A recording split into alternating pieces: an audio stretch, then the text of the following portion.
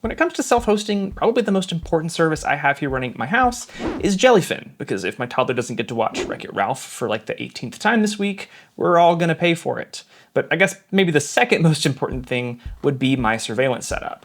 Having my own cameras provides peace of mind to me and my family. We can see what's going on, and cameras can also be a deterrent to any potential scoundrels. But I have not had time to set up cameras in this new house, and I am very much missing them. So today we are going to set up some cameras, set up an NVR, and then also link up those cameras to Home Assistant so we can do some cool automation stuff. I think that's pretty much it for the introduction, so why not jump into probably the most important thing, which is the cameras themselves. And for this house, like with my last house, I decided to also go with cameras from Reolink. First of all, I think they provide pretty solid cameras for a good price. Also, they're partners with Home Assistant, so not only is there an integration, it's like a very seamless and super easy to use integration. And then lastly, I already own them, that's why. Now, when it comes to specific models, I'm going to be using a few of these Reolink RLC 510As, which are just pretty simple little turret cameras that also have some built-in AI object detection, which works pretty well. I'm also going to be using this kind of funny looking Duo PoE3, I think is what it's called. And I should note that Reolink did send over 2 of these, as well as this guy for my last video that I did with them. However, this video is not sponsored. They didn't pay me anything. I just figured I'd go ahead and tell you that these were sent for free a while back, but any other cameras that I'm going to be using, I will have bought myself. Now, I was really hoping I'd be able to go ahead and start mounting these cameras right away, but well, I sort of ran into an issue. You see, my plan was to take these little pigtails that are kind of annoying. They have like a button and then like a little DC power input and then the PoE jack. But my plan was to drill the hole that was big enough to be able to push all 3 of these up into the attic. That way I could pull the cable out, terminate it, plug it in, and then just push everything up into the attic and make the hole like right in the middle of the little mount. So all of the cabling was hidden. I didn't have to do any junction boxes or run the cable along the house or anything like that. But yeah, that's not gonna work, or at least it's not gonna work without a lot of extra effort that I don't feel like putting into this project. You see, while my attic is actually really nice and spacious for the most part, unfortunately, the places where I specifically wanted to put cameras are really, really difficult to get to. So unfortunately, I'm gonna have to do the thing I didn't wanna do, which is drill a hole somewhere where it's fairly easy to get to in the soffit, pull the cable through, and then run it over to the cameras. Now, to try and make things a bit tidier, I did order some junction boxes that Reolink actually makes. They actually let you attach the camera to like the bottom of it, and then all of this cabled mess goes inside, which is pretty handy. But those have not come in yet, and they're not going to come in until later. And then I also need to spray paint them black because I want all of the cameras and the junction boxes to be black. That way they match the exterior of the house. And then fortunately, any cables I have to run along the house will also be black, so that'll just kind of blend in on its own. Oh, and I also picked up a Reolink doorbell, which is a camera, technically, and I actually got that installed a couple of days ago. That was before I realized I was going to have to order those junction boxes for the cameras, and it messed everything up. But anyway, the setup process for that was fairly simple. The biggest issue is trying to figure out how to power it. I could have been smart when we built the house and just had Ethernet routed to the doorbell. That way I could run PoE there, but I didn't think through that. So instead I had to use the existing doorbell wiring to power it. And that's actually pretty simple. You just go to the doorbell chime and find these 2 leads for the doorbell and the transformer, and then you just short those with a provided cable. And then you can just hook up the doorbell to the pre-existing wiring. Like I said, we don't have the other cameras just yet, but what I can start working on is the networking for those cameras. Now, when we built the house, I made sure to have conduit in specific places in the house. That way, if we ever needed to run cable, it would be fairly easy just to pull it through the conduit. But, well, I don't exactly know where I want every single camera to be. I know a few that I want to get set up for this video, but I might want to add more later as we kind of use those and figure out where we might want to also add cameras. And so I didn't want to have to necessarily like run cable through the conduits every single time I wanted to add a camera down the road. And so I had a bit of a different idea, which was just to run one cable all the way up to a central point in the attic, and then use this little network switch that I picked up to be able to attach all the cameras to. Now, this little switch is from E-Link, which definitely looks like it says E-Ink, but it's from E-Link, and it is just a pretty simple, unmanaged 1 gigabit switch, which doesn't sound like much, but on paper, this can survive temperatures up to 80 degrees Celsius. And the good news is even if that claim is off by 10 or 15 degrees, it'll probably be just fine in an attic that does get a decent amount of ventilation. The only issue was I needed to find a way to power this. Now this is actually a DIN rail mountable switch, which if you're not familiar, DIN rail is this little thing here. You can get it in different size strips, and it's kind of a standard that you can mount certain hardware to. And they make all types of DIN rail appliances, including power supplies like this one. This is a 120 watt, 48 volt power supply that should be plenty for the amount of security cameras that I want to run. And so my thought was to just mount this little DIN rail up there, wire this guy up so it could power this, and I'd be set. However, I didn't really think through the fact that I'd be having to run high voltage to this power supply. And if I did that in the attic to like stick to all the code and stuff, I would need to put this in a proper enclosure, which would get even hotter because it wouldn't have as good of ventilation, so then I'd have to figure out ventilation. But I still wanted this switch up in the attic. I just had to find a different plan to actually power it. So let's just go get this hooked up and I'll kind of show you my plan as we go along. All right, so I'm here in the attic. I've got this board here that I'm going to attach the switch to because, well, it's where I ran this Ethernet cable to, which connects back to the server room. So yeah, I think I'm gonna get this hooked up. Let's go.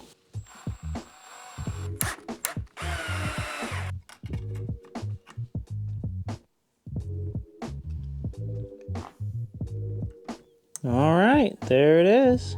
It's not powered yet, so we need to figure that out next. I'm getting pretty hungry though, so I think I'm gonna grab some lunch first. Unfortunately, that should be pretty easy and tasty thanks to today's sponsor, Factor. Trying to make videos takes up a lot of time, and especially right now while we're trying to get settled into this new space, I've found myself often tempted to settle for fast food or other junk that's just not that good, both in terms of the taste and quality, but also when it comes to trying to achieve my personal health and wellness goals. And that's why I like Factor. Factor delivers fresh, never frozen, dietitian approved, and chef crafted meals straight to your door. I don't have to worry about planning ingredients or prep work or cleaning up. I can just grab a meal, heat it up, and boom, I have a great lunch that fits perfectly into my busy schedule. And just because it's quick doesn't mean it doesn't taste great.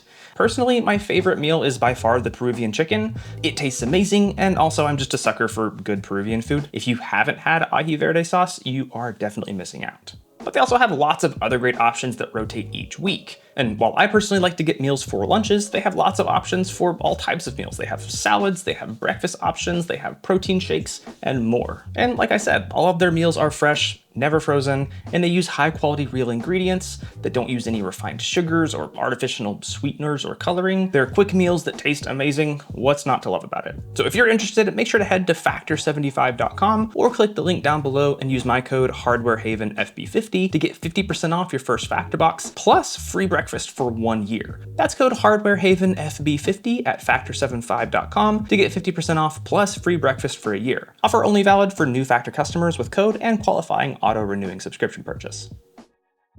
All right, so now I'm down here in this kind of hall closet area, and I was hoping to film more of this, but it's actually really hard to film up in here. But basically what I did was I ran some 16 gauge wire down the conduit to this closet, and then I also mounted a little DIN rail piece to a stud in the wall so I could mount the power supply, and then hook that up to a smart plug. That way I can turn it on and off pretty easily and also measure the power draw. Eventually this will be on the UPS, but I figured just for testing it might be easier to have it on that little smart plug. And so now I'm up here in the attic and I have the other end of this cable terminated to this connector, and I'm gonna hook it up really quick. And now here's the smart plug. I'm gonna turn it on and there we go. It looks like it's working. So it's a bit messy. I have a lot of cable management to do. Right now I just need to wait for the little junction boxes for my cameras to finally come in. They've gotten pushed back like 2 days now. So hopefully they'll come in and then I can get them painted and we can get some cameras mounted and some cable pulled. And then we can finally set up our cameras and our NVR. 2 days later. All right, so it took a few days, but these little junction boxes finally came in. And so I got these as well as a few cameras spray painted black. And now I should be ready to actually get some cameras mounted up outside. And I guess I'd never really explained how this junction box thing works. Basically there's like the body part that you mount there. Then you mount the actual camera to this little plate. And then you'd run your Ethernet cable through the box, attach it to all of these cables, and then you just shove everything inside, screw the plate in, and there you go. And of course I would drop one. All right, there's that.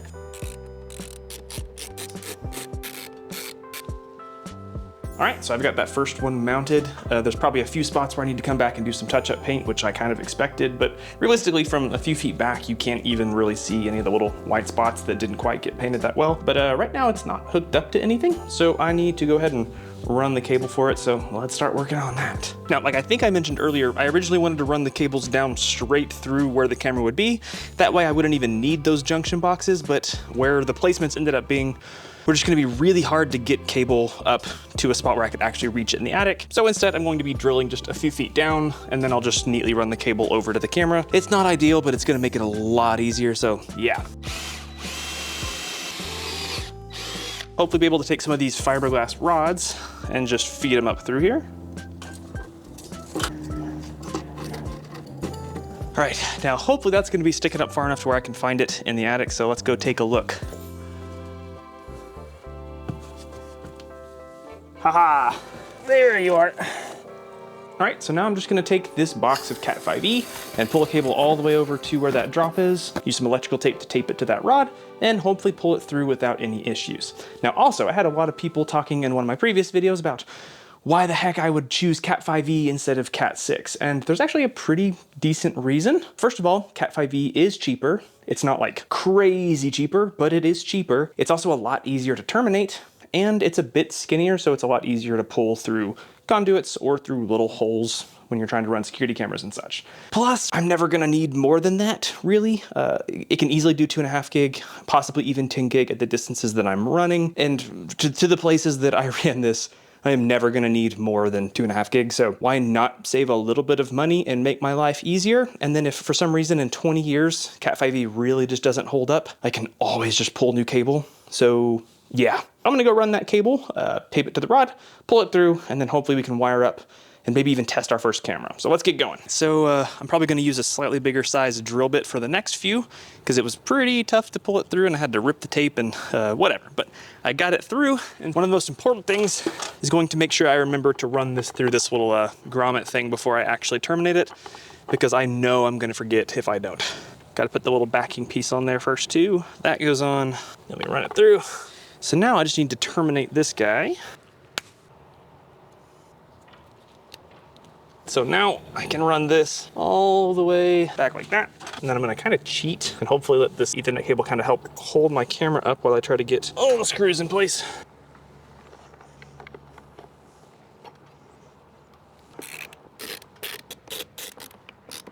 All right, that's all mounted up there. Everything should be nice and watertight, and also no bugs should be able to get in there and make any nests or anything like that. Now I just need to run this cable nice and neat with some little clips.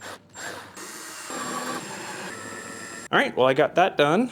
With those little cable clips, everything looks pretty nice and tidy. I'll come back later with a little bit of silicone to just seal up that little hole where the cable goes through, and then we should be good. So now I just need to go terminate the cable on the attic side, and we'll see if this all worked. All right, I've got the other end terminated. Let's plug it in and see what happens.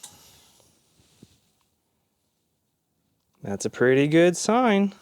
All right, so I was just on my computer and I was able to pull up the camera just fine. The angle's a little off, but that's an easy adjustment. And I was also able to very easily add it to Home Assistant. We'll get to more of the Home Assistant stuff here in just a bit, but now I'm gonna go set up 2 more in the front yard, but well, there's a whole lot of construction going on out there and it's really windy, and I kind of just need to get this done, so I'm probably not going to talk through all of those. The process should be the same as this one, so I'm going to go get started on that. I mounted it and wired up 2 more cameras in my front yard. One of them was just one of the little bullet cameras, and the other was the Duo PoE 3. And I also set up a camera in the garage using one of my older Reolink cameras. And after wiring everything the same way and doing a little bit of cable management, things were looking pretty good. I definitely needed to go back and tweak some of the camera angles and also do some touch-up paint. Well, I definitely need to do some touch-up paint because I guess I forgot to paint this cable on the Duo PoE 3, so I'll get to that here soon. Using the built-in web UI of each camera, I made sure they were all working, and I was even able to get them integrated into Home Assistant really easily. Once that was done, I could actually use the built-in object detection of the Reolink cameras to set up automations and such. Like, for example, if my doorbell camera sees a person walking up to the door, it'll automatically turn on the front porch light and send a notification to my phone. So at that point, I had all of the cameras set up, and really just what I needed was an NVR, or a place to actually record all of the footage too. And I had a few ideas for this. Actually, a while back, I decided to just buy one of the Reolink NVRs, thinking I could just sort of have everything in a contained, isolated solution that just sort of worked. However, if you thought for some reason I was secretly sponsored by Reolink, don't worry. Their NVR is just a hot piece of garbage. It is horrible. The hardware itself's not bad, but yeah, the software and the user experience was just pretty terrible, so I don't recommend. I was planning on doing a video on it, but it was kind of so bad it wasn't even interesting. Whatever. Just I don't recommend the Reolink in VR. So I needed to come up with another solution, and I do kind of like Blue Iris. I kind of wanted to try that out and play around with it a bit more than I had in the past, but that also meant I had to have a standalone Windows machine, and I'm kind of tired of having Windows machines. And so that led me to Frigate. Frigate seems to be the thing everybody raves about, and while I have used it in the past and I've found it to be pretty cool, I've just never really vibed with the UI and sort of how it works. That being said, the last time I really tried it out was quite a while ago, and I know they've made a lot of improvements, especially to the user interface, which was kind of where I had my biggest hang-up. Now, I could have run Frigate in a virtual machine, but I sort of shied away from that because, well, A, I kind of just like the idea of having a separate isolated system just for cameras, and B, I didn't want to run into any tricky stuff with trying to deal with passing through integrated graphics or potential hardware accelerators. So what I ended up landing on was this little Link Plus N2 that I checked out a while back. And once again, one of the reasons I'm using this is because I already have it. Also, I thought it might be a pretty good candidate. It has an Intel N100 chip, which, with the amount of cameras I'm running, I figured would probably be just fine. It already includes 16 gigs of RAM, so I don't have to try to hunt that down anywhere. It also has two 2.5-inch drive bays, as well as 4 NVMe sockets, which I figured would give me lots of options for storage. Oh, and it has built-in 10 gig networking. So I dropped in an NVMe SSD for the boot drive, and I also added this Coral TPU hardware accelerator that I already had. That way I could use it for some acceleration for object detection and such, which I actually ended up not using that, but I'll get to that here in a second. I also wanted some storage, and while I wanted things to be fast, I didn't really have that large of 2.5-inch SSDs available, so I put in two 2 terabyte 2.5-inch hard drives, which those I also got rid of, which once again, I'll talk about that here in a second. Frigate itself runs in a Docker container, but they recommend just installing it on a plain base Debian 13 system. So I installed Debian 13, and then I also did some networking configuration to configure VLANs. And that's because this system only has that one network interface, but I wanted this to be on the same VLAN as my cameras, which are isolated from the internet or anything like that. That way this could just access the cameras directly rather than having to go through a firewall. But I also wanted it to be accessible by our devices, and also for this device to have access to the internet, although at some point I might decide to switch this over to just the camera VLAN. That way this doesn't have any access to the internet, and so the only way we can actually access our NVR is from trusted devices that have access to that VLAN. Now, getting the Coral TPU to actually work was a bit of a pain in the butt because, well, it doesn't have active drivers for Debian 13. Google stopped supporting it a long time ago, and so I had to figure out how to compile my own drivers from the source code, which I'm not like a real Linux guy, so that was a bit of a pain in the butt. But fortunately, I found some helpful resources that I'll show here on screen, and also put some links down to in the description in case you need to do that. But like I said, I actually ended up scrapping the Coral, so I spent a lot of time figuring that out for nothing. Anyway, once I had Debian installed and my network configured, I went ahead and installed Docker and then Frigate and started configuring all of my cameras, which was relatively easy to do. I did have to look up some specific settings to configure both on the Reolink cameras and in the Frigate config to be able to get the Reolink cameras working well. But eventually I got stuff fairly dialed in and all of my cameras were working. I had alerts and detections working. I did have one issue with H.265 specifically, which if you're using one of those Duo PoE3s, you have to use H.265 because, well, it has such a huge image, it needs the extra compression to work well. And so I ended up finding out that whenever I used Firefox specifically, I sometimes couldn't get playback to work very well. However, if I switched to Chrome, everything worked totally fine. So that was a bit annoying because I've pretty much switched away from Chrome, but oh well, I could just open up Frigate in Chrome and it works pretty well. Now, I got the Coral TPU set up as a detector, but I eventually scrapped it once I realized that I could just run OpenVINO on the Intel GPU, and at least with the small model that's included with Frigate, was actually better than using the Coral TPU. I also scrapped those two 2.5-inch hard drives. I had set them up in an MDADM, just like RAID 1 mirror, and I was doing some testing while it was still syncing, and I started running into some issues, and so to kind of test whether or not I was having issues with storage speeds or something with like the codecs and everything, I just switched over to using an SMB share off of one of my NAS systems, and that worked infinitely better. I initially kind of shied away from using network-attached storage just because I wanted it to be quick and reliable, but as it turns out, using network-attached storage actually worked really well. So in the end, I just got rid of those hard drives and opted to utilize that 10 gig NIC to just store everything to a NAS, which in the end kind of made using this specific system pretty dumb because, well, I only had one NVMe SSD. I wasn't using the other 3 or the 2.5-inch slots. So yeah, it's a bit underutilized and I'm probably going to migrate it to something in the future, but for now it's working pretty well. Now, Frigate's also great because it has an integration for Home Assistant, so you can add a lot more functionality. There's actually a lot of different entities and stuff that you can use for automations. And this was great for example, my garage camera, which is an older model that doesn't have any built-in detection. I can actually set up automations or things like that to detect if there's someone working in the garage or if a car's in the garage, which is pretty cool. However, because the Frigate integration is so complex, I kind of found it more useful, at least when setting up Home Assistant automations and such, to just use the built-in detectors of the Reolink cameras. The detectors on those actually seem to work pretty well and be pretty reliable. I used them in the past for some things, and I never had any issues. So it's pretty simple to just automate things like turning on your front porch light if someone walks up to the door. However, if you want to get more advanced and have a floodlight turn on if someone specifically walks from the sidewalk into your driveway, then you can utilize zones with Frigate and such. Now, speaking of Frigate, I definitely have some thoughts. Overall, I'd say my experience has been mostly positive. The detection and alerts and zones and stuff like that is super cool. It is awesome, and I'm actually really excited to really dive in and kind of tinker with things and get stuff really dialed in. I also have to give some credit where it's due because the UI is definitely better.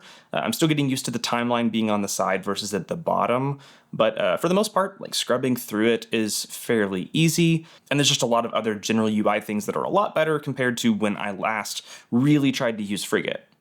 That being said, there are still a lot of things I'm not a fan of.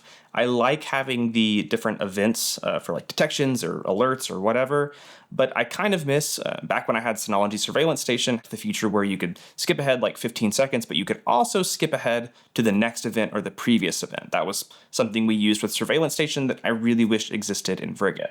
There are also a few more features I kind of missed from when I was running my Synology setup, like for example, just being able to set up schedules. I know you can do that like through Home Assistant and like use the API to like trigger the camera's recording, but I don't really like having to do 2 separate things. It'd be great to just to have a schedule where I can say, hey, these times record, but then these times only record if there's alerts or something. I also wish there was an option for dual quality recording, or essentially you record 24/7 in the low quality stream, and then you only record high quality if there's alerts detected. That's something I could do in Synology that was pretty handy that I can't do with this. Oh yeah, another idea I had was for like having tiered storage. This wasn't something that I had before that's like missing in Frigate, but I think it could be really useful, especially for a little system like this. My thought was that it'd be great to have like tiered storage that's integrated into Frigate. So for example, you could have a couple of SSDs in here just for like the most recent like 24 hours worth of footage. And then once that footage gets old enough, rather than getting deleted, it could just get copied over to some hard drives or copied over the network to a network share or something. Really though, I think my biggest gripe with Frigate is just how overwhelming the configuration can be. You can go ahead and just call me a wimp, but well, sometimes I just like to work in a nice GUI.